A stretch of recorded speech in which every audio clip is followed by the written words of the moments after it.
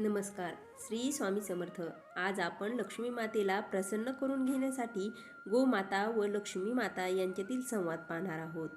लक्ष्मी आणि गाय यांच्यातील संवाद जर तुम्ही व्यवस्थित ऐकलात तर कधीही आयुष्यात गरीब राहणार नाहीत. मित्रांनो, आजचा प्रसंग जर तुम्ही व्यवस्थित समजून घेतला तर माझा विश्वास आहे की तुम्ही आयुष्यात कधीही गरीब राहणार नाहीत. महाभारत पुराणांमध्ये एक कथा आहे की एकदा माता लक्ष्मी खूप सुंदर रूप धारण करून गायीच्या कळपात पोहोचली. एक सुंदर तरुणीला पाहून गायींनी विचारले, हे देवी, तुम्ही कोण आहात आणि कुठून आला आहात? आम्ही आतापर्यंत जेवढ्या पण स्त्रिया पाहिल्या आहेत त्यामध्ये तुम्ही सुंदर आहात. आम्हाला तर असं वाटत आहे की या पृथ्वीवर सर्वात सुंदर तुम्हीच आहात. खरं खरं सांगा, तुम्ही कोण आहात आणि तुम्ही आमच्याजवळ का आलात? गाईचं असं विचारल्यावर माता लक्ष्मीने तिचा परिचय दिला आणि म्हणाली, हे गोमाता, सर्व जग माझी पूजा करत असते. मी लक्ष्मीच्या नावाने प्रचलित आहे. या वेळेला मी दैत्यांना त्यागून आलेली आहे, कारण ते आचारभ्रष्ट झाले होते, हिंसा करू लागले होते, निर्दोष पशुपक्ष्यांना मारून त्यांना खाऊ लागले होते, वृद्ध लोकांचा मानसन्मान करणे ते विसरले होते, लहान मुलांना उलटसुलट संस्कार देऊन त्यांना चरित्रहीन बनवत होते, स्त्रियांना त्रास देत होते, तामसी अन्न ग्रहण करून पूर्ण दिवस झोपून राहायचे, एकमेकांना शिव्या देणे मारणे त्यांनी चालू केले होते. ते लोक धनाचा दुरुपयोग करायला लागले होते. धनाच्या जोरावर ते निर्दोष प्राण्यांवर त्यांची ताकद दाखवू लागले होते. त्यांचं हे असं घाणेरडं आणि निंदनीय चरित्र पाहून मला राहवलं नाही आणि म्हणूनच मी त्या लोकांना त्यागून आले आहे. मी त्याग केल्यानंतर सर्व दैत्यांचा नाश झाला आहे. देवता लोक माझ्या आश्रयात राहत असल्यामुळे ते आता आनंद उपभोगत आहेत. ज्या दिवशी देवता लोक माझा दुरुपयोग करतील आणि ते आचारभ्रष्ट होतील त्या दिवशी मी त्यांना सुद्धा त्यागून निघून जाईल.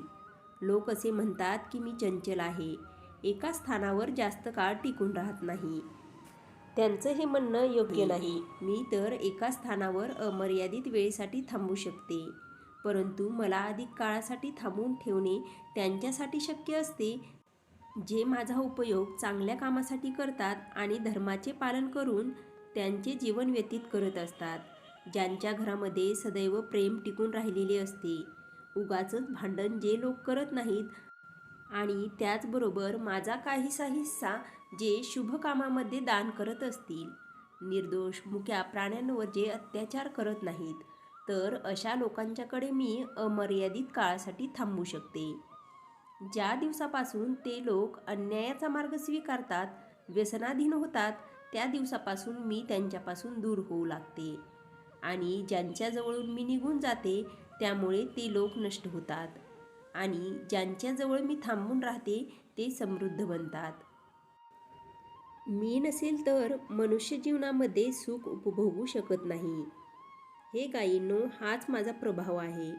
या पूर्ण दुनियेला चालवण्यासाठी माझे योगदान खूप मोठे आहे. आता मी तुमच्याजवळ यासाठी आले आहे की माझी अशी इच्छा आहे की तुमच्या शरीरामध्ये वास करावा. माझा आश्रय तुम्हाला मिळाल्यामुळे तुम्ही सुद्धा संपन्न होऊन जाल.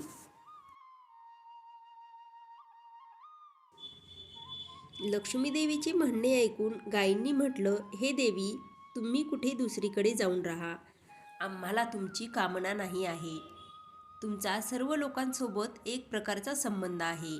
तुम्ही पापी लोकांच्या घरात सुद्धा राहता आणि धर्मात्मा लोकांच्या घरात सुद्धा राहता आणि म्हणूनच तुम्ही कुठे दुसरीकडे जाऊन वास करा. जिकडे तुमची इच्छा असेल तिकडे तुम्ही राहा. आमचे शरीर तसंही धष्टपुष्ट आणि सुंदर आहे. आम्हाला तुमची काहीच गरज नाही. तुम्ही जे आमच्यासोबत एवढं प्रेमाचे बोल बोललात तेच आमच्यासाठी खूप मोलाचे आहेत. आम्ही ते ऐकूनच धन्य झालो आहोत. मित्रांनो, गायींनी असं म्हटल्यावर लक्ष्मी माता म्हणाली, हे गोमाता, मी ती शक्ती आहे जी लोकांना खूप परिश्रम केल्याने मिळते.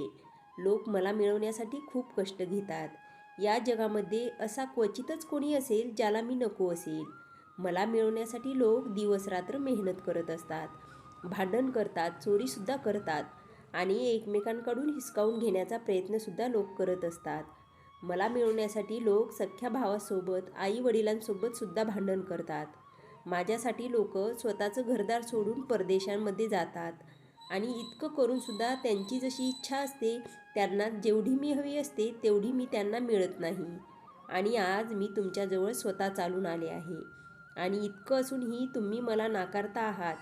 आज मला समजलं आहे की न बोलवता कोणाकडे गेलं तर त्याचा अनादरच होतो.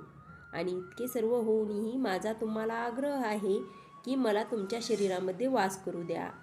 मला तुम्ही असं नाकारू नका. हे बघा, या त्रिलोकामध्ये माझा कोणीही अपमान करत नाही. मित्रांनो, लक्ष्मी देवीचे म्हणणे ऐकून गायींनी म्हटलं, हे देवी, आम्ही तुमचा अपमान किंवा अनादर नाही करत आहोत.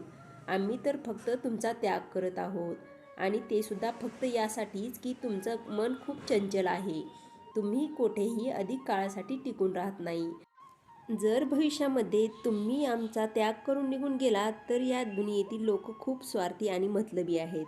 ते आम्हाला पाळणार नाहीत. ते आमचा त्याग करतील. मग अशा वेळी आम्ही कुठे जायचं? आमचे खूपच हाल होतील. लोक आम्हाला त्यांच्या घरात ठेवणार नाहीत आणि जंगलातही राहू देणार नाहीत. मग कोणतं असं स्थान आहे की जिथे आम्ही समाधानी राहू शकतो? दुष्ट, हत्यारी माणसं आम्हाला पकडून आमची हत्या करतील. जे लोक आमचे पालन करतात, जे धर्मात्मा लोक असतात, ते सुद्धा आमचं पालन करण्यापासून हिचकिचतील. लोक आमची रक्षा करण्यासाठी मोठा गाजावाजा तर करतील, परंतु स्वतःच्या घरामध्ये आमचं पालनपोषण कोण करणार नाही. आणि अशावेळी आमची परिस्थिती खूपच वाईट होऊन जाईल. आणि म्हणूनच तुम्ही आमच्यापासून दूर राहा. आमचं जे जीवन चालू आहे ते आम्हाला खूप प्रिय आहे. कारण या दुनियेतील लोक जेव्हापर्यंत तुमचे दर्शन आमच्यामध्ये करतील तेव्हापर्यंत आमची कदर करतील. मग तुम्ही गेल्यानंतर आम्हाला कोणीही विचारणार नाही. मग अशा परिस्थितीत आम्ही तुमचा वास आमच्यामध्ये करून स्वतःला एका मोठ्या संकटात टाकू शकत नाही. मित्रांनो, गायींनी असा नकार दिल्यानंतर लक्ष्मी माता म्हणाली, हे गोमाता, तुम्ही नेहमीच दुसऱ्याचा आदर केला आहे. जर तुम्ही मला त्यागलं तर संपूर्ण जगामध्ये माझा अनादर होईल. आणि म्हणूनच तुम्ही माझा सन्मान ठेवा. मी स्वतः तुमच्याजवळ चालून आले आहे. माझ्यामध्ये कोणताही दोष नाही. मी तुम्हा लोकांची तुमची सेविका आहे. मला तुमच्या शरीरामध्ये वास करू द्या. तुम्ही नेहमी सर्वांचा कल्याण करणारे आहात. तुम्ही एक पुण्याई पवित्र आत्मा आहात. मला सांगा की मी तुमच्या शरीराच्या कोणत्या भागामध्ये निवास करू शकते? लक्ष्मी मातेचा हट्ट पाहून गोमातेने त्यांना आता नकार देणे योग्य समजले नाही आणि म्हणाली, हे देवी लक्ष्मी, आम्ही तुम्हाला फक्त एका अटीवर स्वीकारू शकतो. तुम्हाला जेवढा वेळ राहण्याची इच्छा असेल तेवढा वेळ तुम्ही आमच्या शरीरामध्ये राहू शकता. आणि जेव्हा तुम्हाला जायचं असेल तेव्हासुद्धा तुम्ही जाऊ शकता. परंतु तुम्हाला आमच्या मलामध्ये आणि मूत्रामध्ये कायम राहावे लागेल. कारण या दोन्ही गोष्टी खूप पवित्र आहेत. आम्हाला हे माहीतच आहे की तुम्ही आम्हाला सोडून गेल्यानंतर लोक आमचा त्याग करतील. परंतु जर तुम्ही आमच्या शेणामध्ये आणि गोमूत्रामध्ये टिकून राहिलात तर अशा वेळी लोक या दोन गोष्टींचा वापर करून तुमचा लाभ मिळवू शकतील. लक्ष्मी माता म्हणाली, हे गोमाता, मी तुमच्या ह्या बोलण्याने धन्य झाले आहे. तुम्ही मला तुमच्या शरीरामध्ये राहण्याची अनुमती दिली. यासाठी मी तुमची सदैव ऋणी राहणार आहे. तुम्ही माझा मान ठेवला. तुमचं नेहमी कल्याण होईल. तुमच्या शेणामध्ये आणि गोमूत्रामध्ये माझा नेहमी निवास असेल.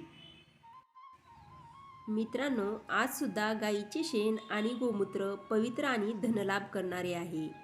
जे लोक गोमातेची पूजा करतात, गोमातेची सेवा करतात, अशा लोकांच्या घरामध्ये सुख, शांती, समाधान, समृद्धी नेहमी टिकून असते.